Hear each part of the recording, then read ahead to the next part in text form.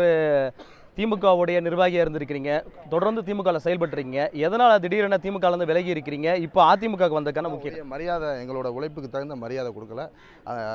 1 வருஷம் 2 வருஷம்னா பரவாயில்லைங்க, 20 ஆண்டுகால உழைப்புங்க. எங்களுக்கு பின்னாடி வந்தவங்களெல்லாம் எங்களுக்கு இது செய்யக்கூடாதுன்ற மூடில் தலைமை இருக்கும்போது நாங்கள் எவ்வளோ நாள் தான் போராட முடியும்? எங்களோட அதிருப்தி புரியுது.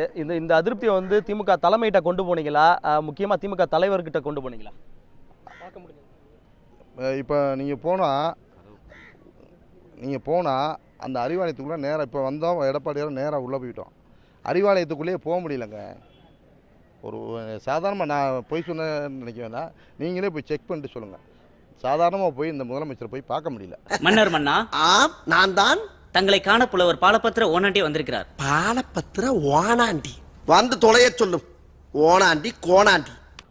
அவர் கனவு உலகத்தில் தன்னைய மன்னராகவே நினச்சி வாழ்ந்துக்கிட்டு இருக்காரு. அதை வந்து கலைச்சி, அவரோட கனவெல்லாம் கலைச்சி அண்ணன் எடப்பாடியார் அவர்கள் மீண்டும் தமிழக முதல்வராக பொறுப்பேற்பார்கள். அதற்கு எங்களோட உயிரையும் கொடுத்து உழைத்து வெற்றி பெறச் செய்வோம். நன்றி.